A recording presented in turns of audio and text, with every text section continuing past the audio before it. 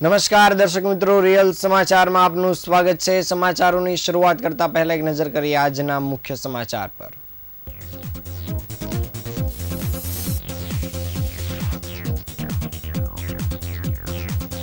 પુણાના વિક્રમનગરના મકાનમાં gas લીકેજથી blast થયો।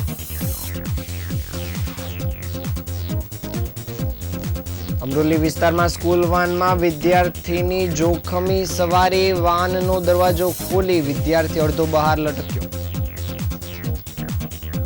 પાંડેસરામાંથી માન્યતા વિના ચાલતી અંગ્રેજી માધ્યમની શાળા ઝડપાઈ, ડીઓએ તપાસના આદેશ આપ્યા।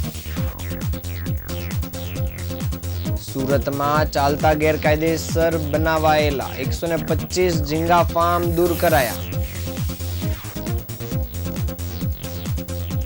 પીપોદરાના નોકરિયાત યુવકને હની ટ્રેપમાં ફસાવી ટોળકીએ 17,000 રૂપિયા પડાવ્યા। કતારગામ વિસ્તારમાં મિત્ર દ્વારા જ મિત્રની કરાઈ હત્યા, 2 સગીર સહિત 3ની ધરપકડ।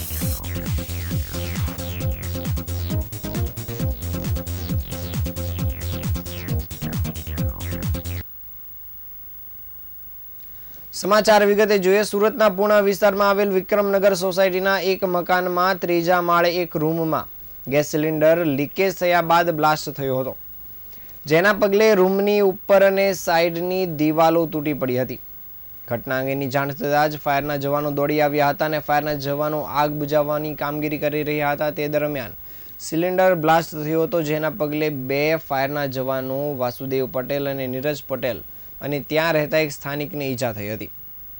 સુરતના પુણા વિસ્તારમાં આવેલ સીતાનગર ચોકડી પાસે વિક્રમનગર સોસાયટી આવેલી છે, જ્યાં 3 માળનું એક મકાન આવેલું છે, જેમાં ત્રીજા માળે 10 બાય 10ની નાની નાની રૂમો કામદારોને ભાડે આપવા માટે બનાવવામાં આવી છે, જેમાં એમ્બ્રોઇડરીના ખાતા અને હીરામાં કામ કરતા કામદારો રહે છે।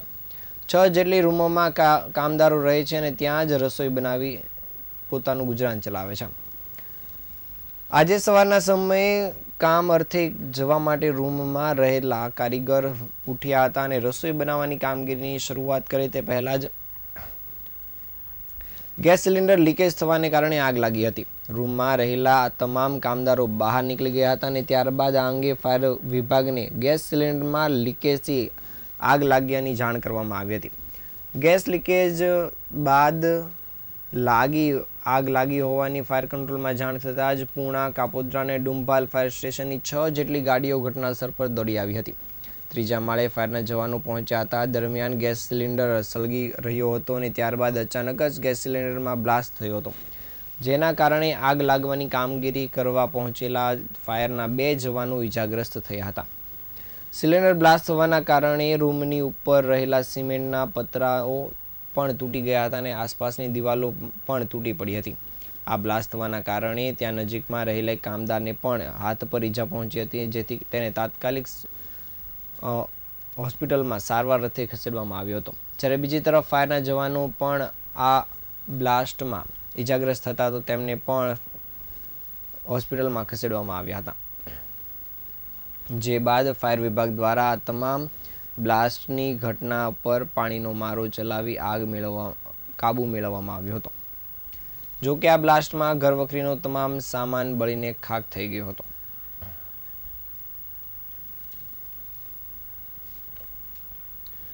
સુરતના અમરોલી વિસ્તારમાં એક અત્યંત જોખમી દ્રશ્ય સામે આવ્યું છે, જેમાં વાયરલ વિડીયોમાં એક સ્કૂલ વાનમાં વિદ્યાર્થી વાનનો દરવાજો ખોલીને બહાર લટકીને મુસાફરી કરતો હોય તેવું સ્પષ્ટ દેખાઈ રહ્યું છે। સુરતના અમરોલી વિસ્તારમાં ઘટના બની છે। રસ્તા પર ચાલી રહેલી કિકો કાર સ્કૂલ વાન ઉપયોગમાં લેવાઈ રહી હતી, જેમાં અન્ય વિદ્યાર્થીઓ પણ સવાર હતા। આ દરમિયાન વાનમાં બેઠેલો એક વિદ્યાર્થી જાણે કોઈ સાહસ કરી રહ્યો હોય તેમ ઇકો કારનો સાઈડનો દરવાજો ખોલીને અડધો બહાર લટકીને મુસાફરી કરતો હતો। આ દ્રશ્યો આ સ્કૂલ વાનની પાછળ આવેલી એક કાર ચાલકે પોતાના કેમેરામાં રેકોર્ડ કરી લીધા હતા। જોખમી રીતે રસ્તા પર ચાલી રહેલ વાનમાંથી વિદ્યાર્થીનો આ રીતે લટકતી કોઈ મોટી દુર્ઘટના નોતરી શકે તેમ હતું। વાયરલ થયેલા વિડીયોના આધારે લટકી રહેલો વિદ્યાર્થી અમરોલી વિસ્તારમાં આવેલ KNP સાર્વજનિક વિદ્યાલયનો હોવાની આશંકા વ્યક્ત કરવામાં આવી છે।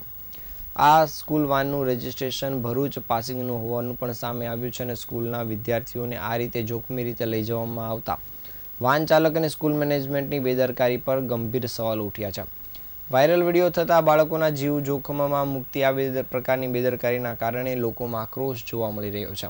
સ્કૂલ વાન ચાલકે બેદરકારીપૂર્વક વાહન ચલાવ્યું હતું અને બાળકની સલામતીની કોઈ ચિંતા કરી ન હતી.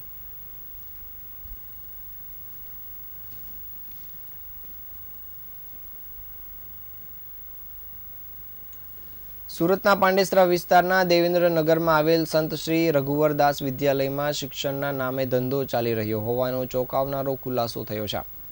શાળાએ માત્ર હિન્દી માધ્યમમાં ધોરણ 7 સુધીની મર્યાદિત મંજૂરી લીધી હોવા છતાં ગેરકાયદેસર રીતે અંગ્રેજી માધ્યમના વર્ગો શરૂ કરીને વાલીઓ પાસેથી ફી વસૂલી હોવાની ગંભીર બાબત જિલ્લા શિક્ષણ અધિકારીની તપાસમાં સામે આવી છે. શિક્ષણ વિભાગને મળેલી અનામી ફરિયાદના આધારે ડીઓ દ્વારા તાત્કાલિક સ્થળ પર તપાસના આદેશ આપવામાં આવ્યા હતા અને તપાસ દરમિયાન બહાર આવ્યું હતું કે શાળામાં નિયમોનું ઉલ્લંઘન કરવામાં આવે છે. શાળામાં ધોરણ 9માં પણ અંગ્રેજી માધ્યમના વર્ગો ચાલે છે જેની કોઈ માન્યતા નથી. શાળાએ જાહેરાતોમાં પણ અંગ્રેજી માધ્યમનો ઉલ્લેખ કરી વિદ્યાર્થીઓને ભ્રમિત કર્યા હતા. વાલીઓ પાસેથી ખોટી રીતે અંગ્રેજી માધ્યમ SRG ઇન્ટરનેશનલના નામે ફી વસૂલવાની કામગીરી સતત ચાલી રહી છે. આ ઉપરાંત શાળાના સંચાલકોએ નિયમોનું ઉલ્લંઘન કરીને વિદ્યાર્થીઓના ટ્રાન્સફર સર્ટિફિકેટ આપવાનો પણ ઇનકાર કર્યો હતો, જેના કારણે અન્ય શાળામાં પ્રવેશ લેવા ઈચ્છતા વિદ્યાર્થીઓ અને વાલીઓ મુશ્કેલીમાં મુકાયા છે. તપાસ દરમિયાન શાળા મંડળ દ્વારા સહકાર ન આપવાનો પણ ઉલ્લેખ થયો છે, જેના પગલે ડીઓ કચેરીએ શાળાને તમામ જરૂરી દસ્તાવેજોને તાત્કાલિક માહિતી રજૂ કરવા નોટિસ પાઠવી છે. જિલ્લા શિક્ષણ અધિકારીએ આખી ઘટનાની ગંભીર ગણાવી છે અને શાળા સામે નિયમિત કાર્યવાહી હાથ ધરવામાં આવશે તેમ પણ જણાવ્યું છે. આ ગંભીર ઉલ્લંઘનોને ધ્યાનમાં રાખીને શાળાની માન્યતા રદ કરવાની પ્રક્રિયા પણ હાથ ધરાય તેવી શક્યતા છે.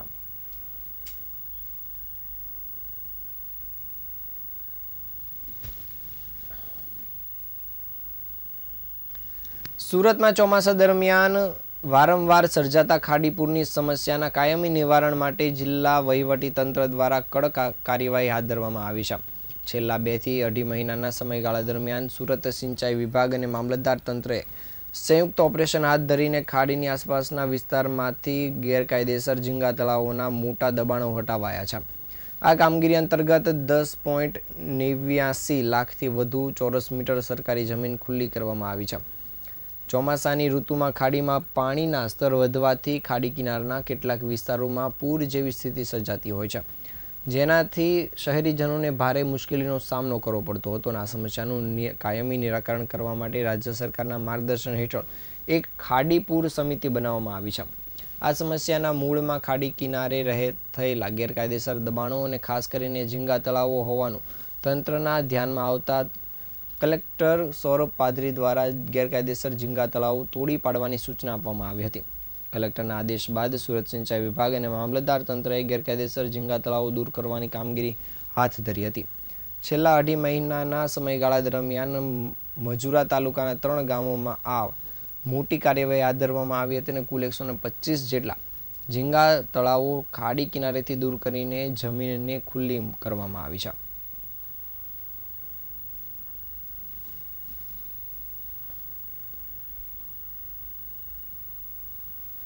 સુરતના પીપોદરા વિસ્તારમાં રહેતા યુવકને બળાત્કારના કેસમાં ફસાવી દેવાની ધમકી આપીને 2 લાખ રૂપિયા પડાવવાની હની ટ્રેપ કરાયું હતું, જેમાં હની ટ્રેપમાં ફસાવીને 17,000 રૂપિયા ટોળકી દ્વારા પડાવી લેવામાં આવ્યા હતા.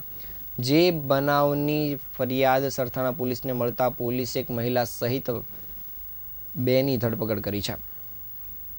પીપોદરા ખાતે નોકરી કરતા 25 વર્ષીય યુવક પર અજાણ્યા નંબરથી વોટ્સઅપ પર મેસેજ આવ્યો હતો અને પછી યુવકે મેસેજ કરતા યુવતીએ પોતાનું નામ શીતલ આપ્યું હતું.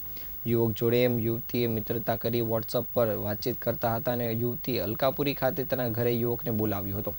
જો કે ઘર બરાબર ન લાગતા યુવક ગયો ન હતો અને પછી 5મી તારીખે શીતલે તેને ઉભેડ ફરવા જવા માટે કહ્યું હતું. આથી યુવક તેને લેવા માટે કામરેજ હાઈવે પર બાઇક પર ગયો હતો, જ્યાંથી શીતલને બાઇક પર બેસાડી ઉભેડ જતા હતા ત્યારે રસ્તામાં એક 4 વ્હીલ ચાલકે તેને અટકાવ્યા હતા અને એક શખ્સે યુવકને તમાચો મારી કારમાં બેસાડી દીધો હતો, જે બાદ યુવકને મારવાની સાથે બળાત્કારના કેસમાં ફસાવી દેવાની ધાકધમકી આપી 2 લાખ રૂપિયાની માંગણી કરી હતી. જો કે હની ટ્રેપમાં ફસાવી દેવાની આ ધમકી બાદ 17,000 રૂપિયા પણ ટોળકીએ પડાવ્યા હતા.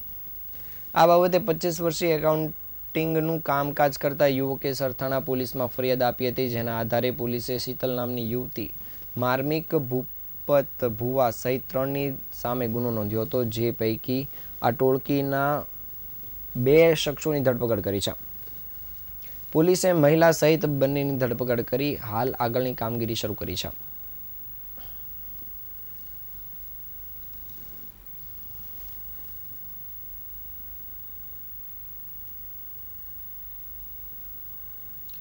શહેરમાં ફરી એકવાર મિત્રતાની આડમાં ખૂનનો કિસ્સો સામે આવ્યો છે. કતારગામ વિસ્તારમાં થયેલી આ ઘટનાએ સમગ્ર શહેરને હચમચાવી નાખ્યું છે. પોલીસ તપાસમાં ખુલ્યું છે કે અલ્પેશ ચૌહાણ નામના યુવકની હત્યા જૂની દુશ્મનાવટ અને વ્યક્તિગત અદાવતના કારણે તેના જ મિત્રએ મળીને કરી હતી. મૃતક અલ્પેશ ચૌહાણ પોતાના 2 મિત્રો સાથે અમરોલી વિસ્તારમાંથી કતારગામ તરફ કપડાં ખરીદવા નીકળ્યો હતો. તે દરમિયાન અમરોલી બ્રિજ પાસે તેના મિત્ર સુરજસિંહ લોટેલા અને 2 સગીર સાથીઓએ અલ્પેશ પર હુમલો કર્યો હતો અને ત્રણેય મળીને તેને ગંભીર રીતે મારી મોતને ઘાટ ઉતાર્યો હતો. હુમલા પછી આરોપીઓ ત્યાંથી ફરાર થઈ ગયા હતા અને આ ઘટનાની જાણ થતાં જ કતારગામ પોલીસે તાત્કાલિક તપાસ હાથ ધરી હતી અને સીસીટીવી ફૂટેજ, મોબાઈલ લોકેશન અને ઇન્ટેલિજન્સના આધારે પોલીસને 3 શંકાસ્પદ સુધી પહોંચવામાં સફળતા મળી હતી. કતારગામ પોલીસની ઝડપી કામગીરી બાદ પ્રમુખ આરોપી સુરજસિંહ લોટેલા અને 2 સગીર આરોપીઓને પકડી પાડ્યા હતા. પ્રાથમિક તપાસમાં ખુલ્યું હતું કે સુરજસિંહ પર અગાઉ પણ 5 જુદા જુદા ગુના નોંધાઈ ચૂક્યા છે. પોલીસ દ્વારા જણાવ્યા મુજબ સુરજ અને અલ્પેશ વચ્ચે જૂની અદાવત ચાલતી હતી, જેના કારણે આ હત્યા કરવામાં આવી હતી અને બાદ પોલીસની અલગ અલગ ટીમો બનાવી તપાસ શરૂ કરતા તકનીકી પુરાવા અને ઇન્ટેલિજન્સના આધારે મુખ્ય આરોપી સહિત 3ને ઝડપી પાડવામાં આવ્યા છે. પ્રાથમિક તપાસમાં વ્યક્તિગત દુશ્મનાવટ હોવાનું પણ સામે આવ્યું છે. હાલ પોલીસે આ મામલે વધુ તપાસ કામગીરી શરૂ કરી છે.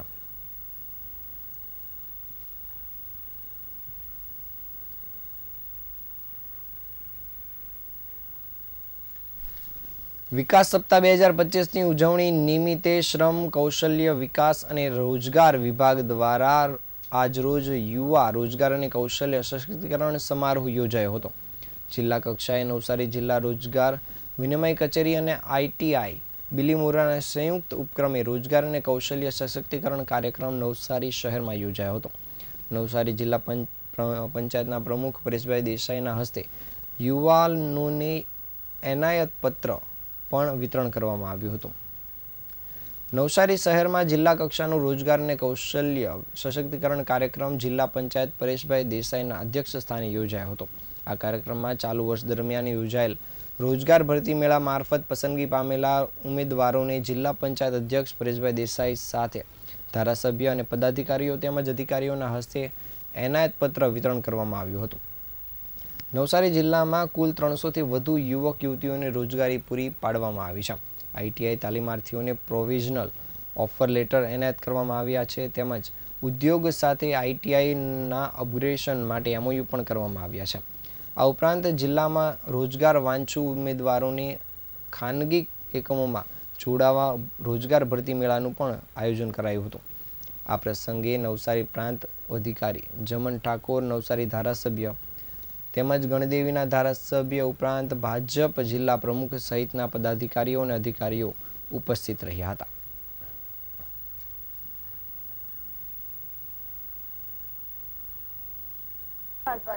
मुंबई से बिलोंग करती हूँ और लास्ट अप्रैल मंथ में यहाँ पे ऐसा कोई प्रोग्राम ऑर्गेनाइज किया था जिसमें मैं भी आई थी. वहाँ पे वैकेंसी थी और मुझे प्रपोजल भी मिला, मुझे अच्छा लगा तो मैंने वो ज्वाइनिंग की. ऑलमोस्ट 5 मंथ हो गए मेरे को करते करते और अच्छा लगता है, सेटिस्फेक्शन भी है. पहले मैं लेक्चरर की पोस्ट पे थी बट बच्चे छोटे तो अपना काम कंटिन्यू नहीं कर पाई मैं. और मतलब वर्क फ्रॉम होम के लिए ट्राई कर रही थी, ब्लॉगिंग करती थी मैं इंस्टा पे, फेसबुक वगैरह पे, वो भी नहीं सेट हो रहा था मुझे. ऐसा चाहती थी कि ऐसा कुछ करूँ जिसकी वजह से अच्छी इनकम मिले और फ्यूचर भी सिक्योर हो मेरा. SBI में एज ए एडवाइजर मेरे को 4 to 5 मंथ्स हो गए, मैं काम कर रही हूँ, अपने टारगेट अचीव कर रही हूँ अच्छे से. और मुझे मंथली RMI नहीं मिलता है, कुछ कमीशन बेस पे काम कर रही हूँ, कमीशन भी अच्छा खासा आ रहा है. ऐसा है कि मैं लोगों को कन्विंस करती हूँ कि उनके फ्यूचर के लिए कौन सी पॉलिसी अच्छी है, वो क्या कर सकते हैं. वो भी अच्छे से एग्री होते, मुझे कन्विंस होते, पुलिस ले रहे मेरे से। ક્રિપ્ટોકરન્સીના અલગ અલગ કોઈનમાં રોકાણ કરવાના નામે 56 લાખથી વધુની રકમ ચાઉ કરનાર મુખ્ય સૂત્રધાર સહિતની ટોળકીને પોલીસે ઝડપી પાડવામાં સફળતા મેળવી છે. મુખ્ય સૂત્રધારને મુંબઈથી દિલ્હી જતી રાજધાની ટ્રેનના ફર્સ્ટ ક્લાસના કોચમાંથી પોલીસે દબોચી પડ્યો હતો, જ્યારે અન્ય 2 આરોપીઓને પણ પકડી પાડવામાં આવ્યા છે અને અત્યાર સુધીમાં કુલ 6 આરોપીઓ પકડાયા છે. મુંબઈમાં રહેતા સુભાષચંદ્ર જેવરિયા એ વર્ષ 2022માં એક કોઈન નામે BDLT લોન્ચ કર્યો હતો, જેનો ફાઉન્ડર સુભાષચંદ્ર છે અને આ કોઈન સુરતમાં હરેશ ગજેરા સંભાળતો હતો. પાલના યુવકે આ કોઈનમાં રોકાણ કરવા માટે જમીન દલાલ જયસુખ કાછડિયાને લાખોની રકમ આપી હતી. પછી તે રકમ જયસુખે આગળ નિકુંજ અવૈયાને પણ આપી હતી, તો તેણે હરેશ ગજેરાને આપી હતી અને પછી આ સમગ્ર ઘટના સામે આવી હતી. સુભાષ ગેવરિયાએ આ મારફત એકબીજાને કમિશન પણ આપ્યું હતું અને હજુ માત્ર એક કોઈનનો સૂત્રધાર પકડાયો છે. આરોપી સુભાષચંદ્ર સામે 84 કરોડની ચીટિંગનો ગુનો મુંબઈ ખાતે નોંધાયો છે, જેમાં 54 કરોડની રકમ ફ્રીઝ કરી. મુંબઈનો મુખ્ય સૂત્રધાર સુભાષચંદ્ર ગેવરિયાએ વર્ષ 2016માં ATC કોઈન લોન્ચ કર્યો હતો. વિવિધ કોઈનના નામે લોકોને ઠગીને 56 લાખની રકમની ફરિયાદ સુરતમાં નોંધાઈ છે, જેમાં પોલીસે મુંબઈથી દિલ્હી જવા નીકળેલા મુખ્ય સૂત્રધાર સુભાષચંદ્ર જેવરિયાની ધરપકડ કરી છે. આ સમગ્ર છેતરપિંડીની ઘટનામાં સુભાષચંદ્ર જેવરિયા, અશ્વિન ઠુમ્મર, મકાન દલાલ તેમજ સંજય પટેલ સહિતનાઓની ધરપકડ કરી છે. હાલ પોલીસે અત્યાર સુધીમાં આ સમગ્ર ઘટનામાં 6 આરોપીની ધરપકડ કરી આગળની તપાસ કામગીરી શરૂ કરી છે.